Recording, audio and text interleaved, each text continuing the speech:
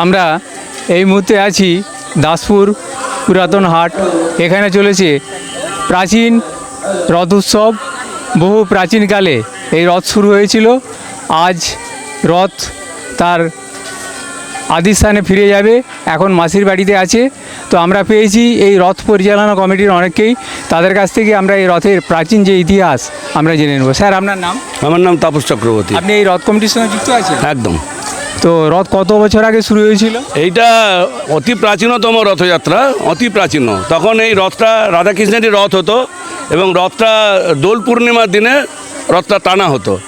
কিন্তু বর্তমান পরিস্থিতিতে আমরা রথটা দোল পূর্ণিমা থেকে রথের দিনে এনেছি এই কারণ এখন তো দোল উৎসবটা অনেকটা আধুনিক যুগের সঙ্গে হয়ে গেছে, যার কারণে ওই রং নিয়ে খেলাধুলা বা আবির নিয়ে খেলাধুলা প্রশাসনিকভাবে আমাদের মধ্যে একটা মোটামুটি একটা অবজেকশন এসেছিলো যে ওই সময়টা না করে রথের দিনেই করা হোক।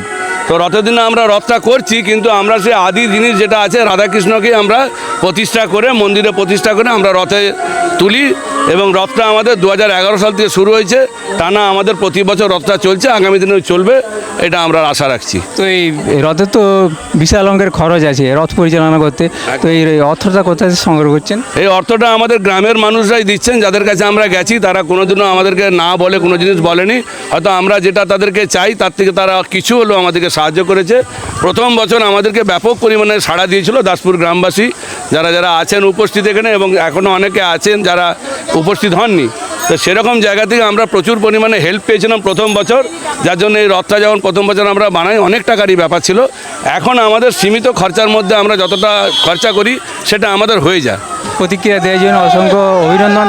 আমরা আরেকজন পেয়েছি, তো উজ্জ্বলবাবুর কাছ থেকে এই প্রাচীন রথ সম্পর্কে আমরা জেনে নেব। স্যার, আপনার নাম? আমার নাম উজ্জ্বল চৌধুরী। আপনি এই রথ কমিটির সঙ্গে যে যুক্ত আছেন? আমি যুক্ত আছি। আমাদের শুধু একটাই বলা, তাপসদা সবটাই বলেছে, আমরা শুধু একটাই বলতে চাইছি যে আমাদের রথযাত্রার যে ইতিহাস, এই ইতিহাসটা আমরা আগামী দিনে সবার সামনে আনার চেষ্টা করব এবং দোলযাত্রার সময় যে রথটা হতো সেটা কেন এখন হচ্ছে এবং টোটাল যে ইতিহাসটা সেটা সবার সামনে আনার আমরা চেষ্টা করব। উল্টো রথের সবাইকে শুভেচ্ছা জানাচ্ছি।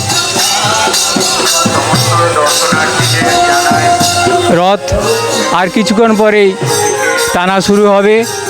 রথ তার মাসির বাড়ি থেকে মন্দিরে ফিরে যাবে।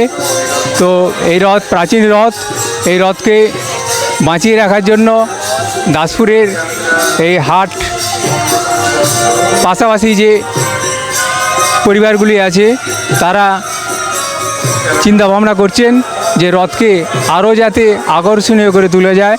ক্যামেরায় রাজীব পাত্রের সঙ্গে আমি শ্যামাপদ প্রামাণিক, STSP নিউজ বাংলা। সবার খবর সবার আগে, সরাসরি দাসপুর পুরাতন হাট রথ প্রাঙ্গণ থেকে।